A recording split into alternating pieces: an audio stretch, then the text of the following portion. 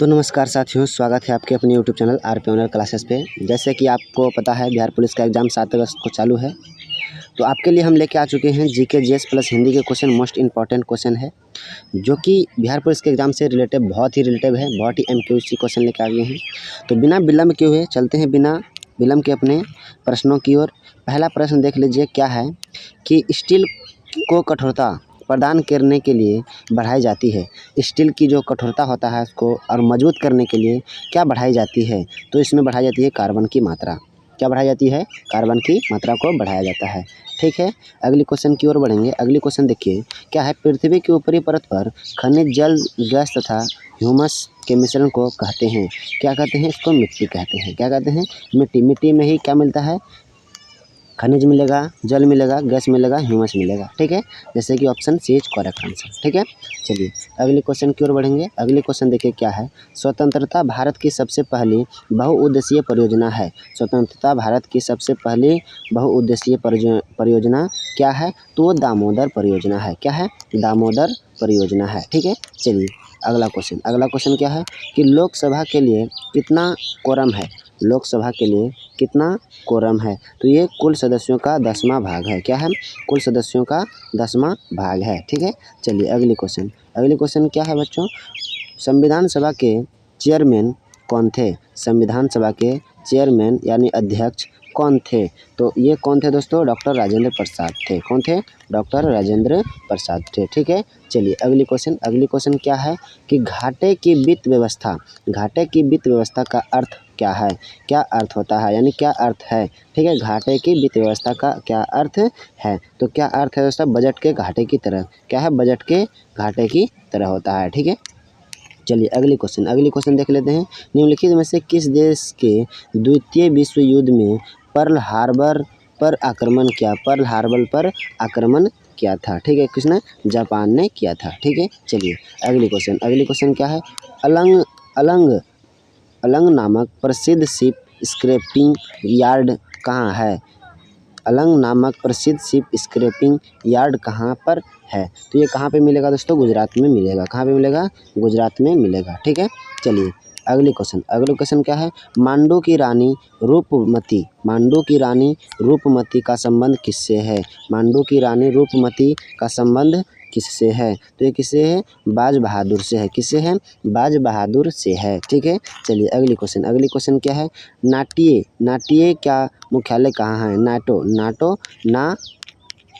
NATO का मुख्यालय कहाँ है? तो नाटो का मुख्यालय जो है दोस्तों वो ब्रुसेल्स में है। क्या है? ब्रुसेल्स में है। ठीक है, चलिए अगली क्वेश्चन क्या है, निम्नलिखित भारतीय वाद्य यंत्रों में सबसे पुराना कौन सा है? निम्नलिखित भारतीय वाद्य यंत्रों में सबसे पुराना कौन सा है? तो सबसे पुराना वीणा है। क्या है? वीणा है। ठीक है, चलिए अगली क्वेश्चन क्या है, विश्व का विशालतम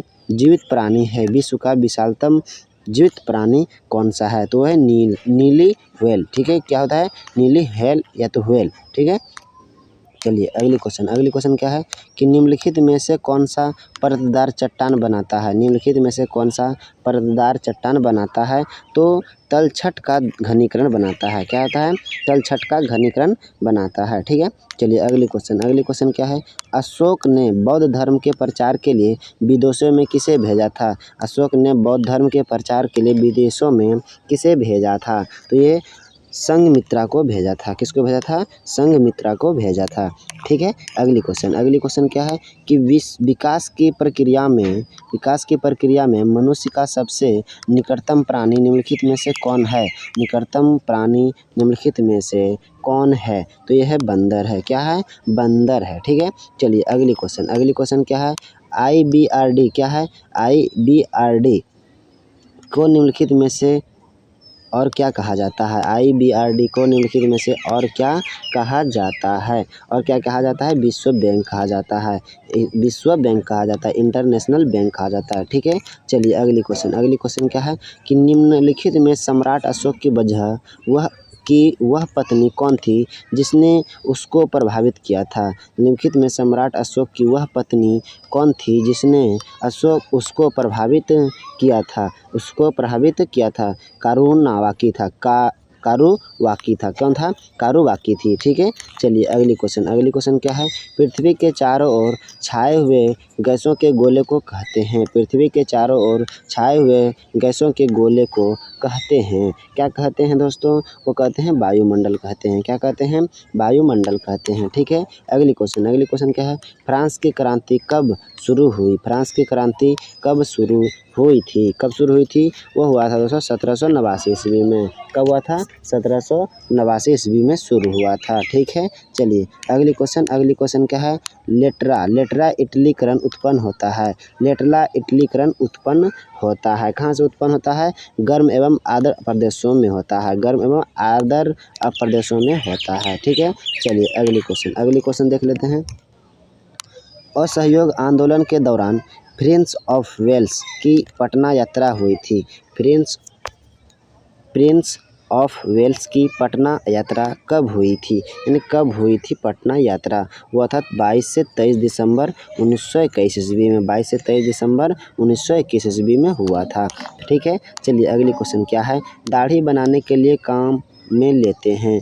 दाढ़ी बनाने के लिए किस दर्पण का उपयोग करते हैं या तो काम में लेते हैं? ठीक है, वो अवतल दर्पण का होता है। क्या इसको लेते हैं?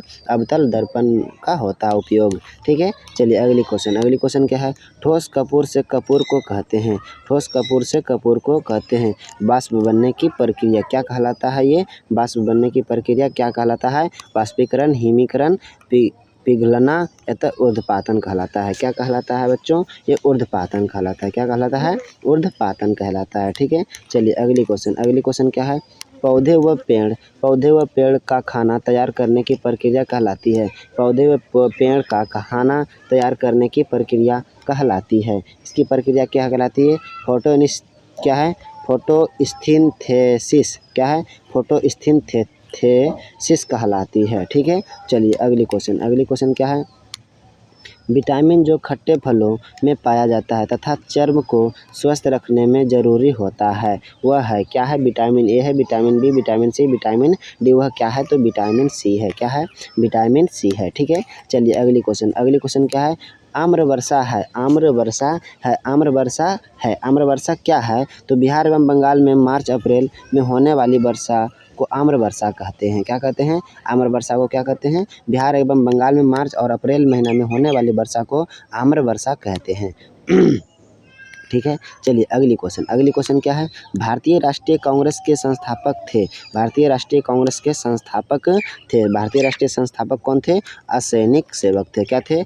असैनिक सेवक थे। ठीक है दोस्तों, तो वीडियो पसंद आएगा तो चैनल को सब्सक्राइब कर लीजिएगा ताकि हर वीडियो बिहार पुलिस का आने वाला सबसे पहले आप तक पहुँचे। और जितने भी कॉम्पिटिटिव एग्जाम की तैयारी कर रहे हैं इस चैनल को सब्सक्राइब करके रखिए ताकि जितने भी कॉम्पिटिटिव एग्जाम के जीके जीएस हिंदी के क्वेश्चन है सभी इसी चैनल के माध्यम से आप लोगों के पास आएगा। ठीक है, तो चलते हैं अगली क्वेश्चन क्या है? भगत सिंह राजगुरु तथा सुखदेव को फांसी दी गई मार्च कितना मार्च को दिया गया था? भगत सिंह राजगुरु तथा सुखदेव को फांसी दी गई थी। कितना मार्च को दिया गया था दोस्तों? ये दिया था मार्च 1931 ईस्वी में दिया गया था। किस में दिया था? मार्च 1931 ईस्वी में दिया गया था। ठीक है, चलिए अगली क्वेश्चन।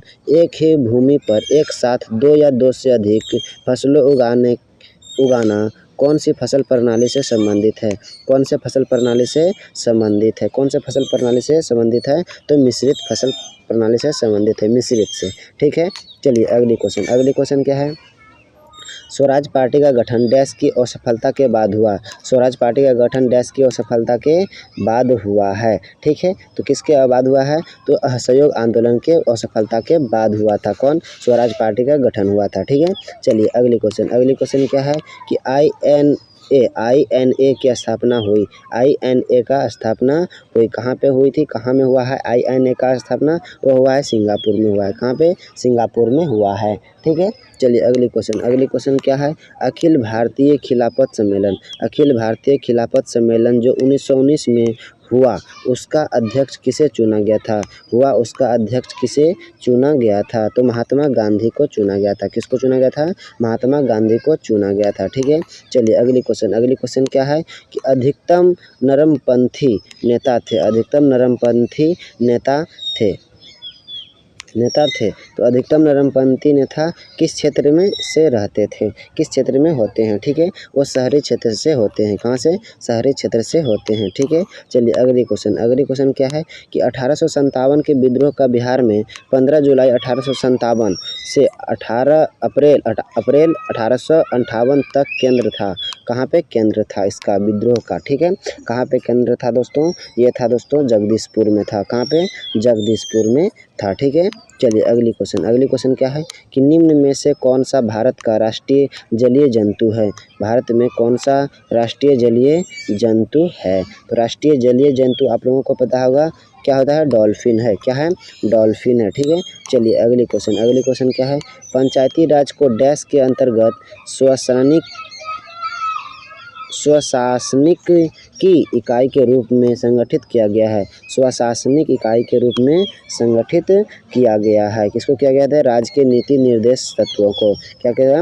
राज्य के नीति निर्देश तत्वों को किया गया है, ठीक है। चलिए अगली क्वेश्चन क्या है? भारतीय मुद्रा छापी जाती है।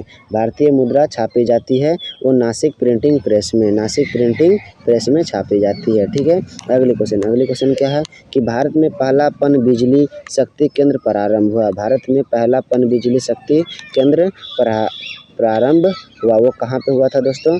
वो शिव समुद्रम में हुआ था। कहाँ पे? शिव समुद्रम में हुआ था, ठीक है। चलिए अगली क्वेश्चन क्या है?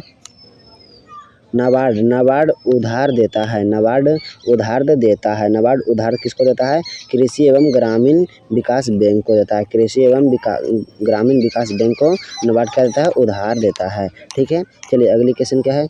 रॉलेक्ट क्या है? रॉलेक्ट सत्याग्रह कब और किसके द्वारा की गई थी? रॉलेक्ट सत्याग्रह कब और किसके द्वारा की गई थी? तो ये 1919 में महात्मा गांधी के द्वारा किया गया था। किसके द्वारा? 1919 में महात्मा गांधी के द्वारा किया गया था। चलिए अगली क्वेश्चन क्या है कि देखिए भारत में ईवीएम क्या होता है? ईवीएम का प्रयोग कब से किया गया? भारत में ईवीएम का प्रयोग कब से किया गया था? ये वोट देने में काम करता है, ईवीएम मशीन होता है। तो इसका जवाब आप लोगों को देना है कमेंट बॉक्स में, ठीक है। कमेंट बॉक्स में देना है ताकि आप लोगों से पता किया जाए कि आप लोग कितने बिहार पुलिस की तैयारी कर रहे हैं, कितने अभी तक तैयारी आप लोगों के हुए हैं, क्या अभी तक तैयारी हो पाया है या नहीं हो पाया है। यदि आप लोग जीके जीएस पढ़ रहेंगे तो इसका आंसर आप लोग कमेंट बॉक्स में ज़रूर दीजिएगा, ठीक है। उम्मीद है ये वीडियो पसंद आया होगा तो चैनल को सब्सक्राइब कर लेना है और साथ में बेल आइकन दबाना ना भूलें ताकि हर वीडियो आने वाला सबसे पहले आप तक पहुँचे। मिलते हैं अगले वीडियो में। जय हिंद, जय भारत।